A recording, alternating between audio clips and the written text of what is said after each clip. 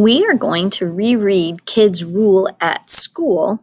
And instead of talking about predicting and confirming our predictions today, we're going to talk about cause and effect. And cause and effect is the relationship between what happened and why it happened. And good readers can always look to see why something happened in a story to help understand it better. So a cause is why something happens, and the effect is what happens. So as we read our story, we're going to think about what's happening and why it's happening. It was the first day of school. Miss Jillygoat read the kids' names. Then she said, "Our class is like a community. We need rules. Rules tell us what to do and what not to do." Miss Jillygoat added, "Who has some good ideas for good rules?" The kids all raised their hooves. They had some good ideas for rules they wanted in place. "No cleaning up," said Billy. "No sharing," said Nanny.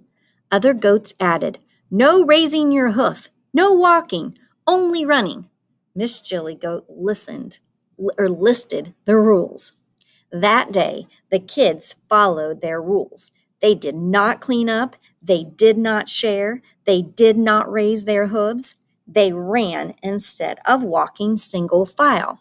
I think this is a good part of the story to stop and think about cause and effect. All right, so first, let's talk about the cause.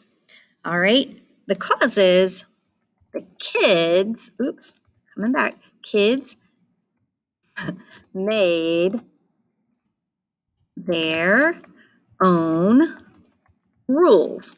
And they weren't very good rules, right? So because they made these rules, there were a lot of different effects, right?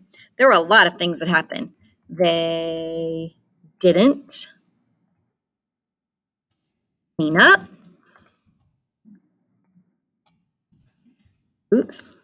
They didn't share. They ran. So a lot of things happened. There were a lot of effects of the bad rules that they made, right? All right, let's go back to our story and see if we can find some more cause and effect. In art class, the kids made hoof prints, but they did not clean up. The art teacher said, "No more art unless you clean." So let's go back to our cause and effect because this is another good place to stop. Now, what happened in the story? The kids went to art class, they made a big mess, and they didn't clean it up. So the kids did not clean, Rob's typing is not great, clean up. So then what happened? Because they didn't clean up, what did the teacher say? No more art, right? Oh my goodness. Since they didn't clean up their mess when they made their projects, they got no more art. So the cause was they didn't clean up. The effect, no more art. That's a bad effect.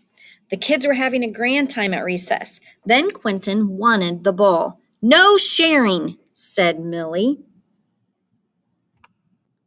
After recess, the kids ran back to class. The principal stopped them on the way. "No more recess unless you stop running," he said.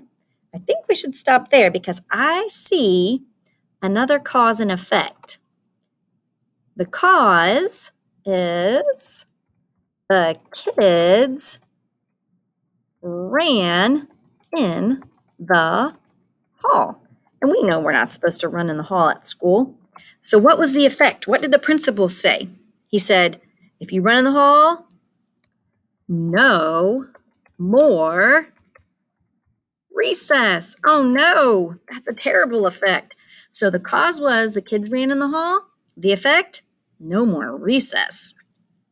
All right, I think we can find another example of cause and effect here. Miss Jillygoat looked around. I have a question, she said. Why is everyone grumpy? The kids all began to talk at once. No one could hear. Then Quentin raised his hoof. Quentin, I like the way you are raising your hoof, said Miss Jilly. It is your turn. Quentin said. The art teacher said no more art. Kids said no more sharing the ball. The principal said no more recess. Our rules are not good rules. The class made new rules. They all followed them. Later, Miss Jillygoat asked, What did we learn today? Ruby said, A class is like a community. Rules make a community better. Quentin raised his hoof. I learned that kids rule at school, he said. Everyone clapped. Then they walked single file in a neat line to catch the bus home. So let's talk about one last cause and effect. All right. Probably the most important one in our story, how they resolved the problem, is the kids made good rules, right? And what was the effect of the kids making good rules? We talked about this yesterday.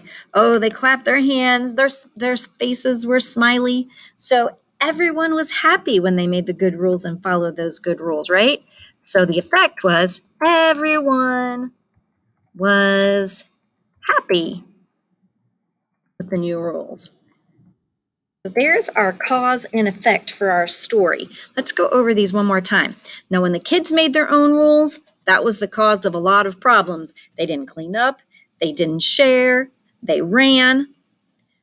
Another cause is when the kids did not clean up. The effect was no more art. Because the kids ran in the hall led to the effect of no more recess. And then the kids made good rules and a very positive effect happened. Everyone was happy. And this kind of goes along with what we've been talking about, the rules for kindergarten. And there's a cause and effect. There's a consequence to every action. And I bet your mom and dad have told you that. So I included the story Kids Rule at School on the McGraw-Hill site so that you can take another look at it if you want to, and you can talk with your big person more about cause and effect.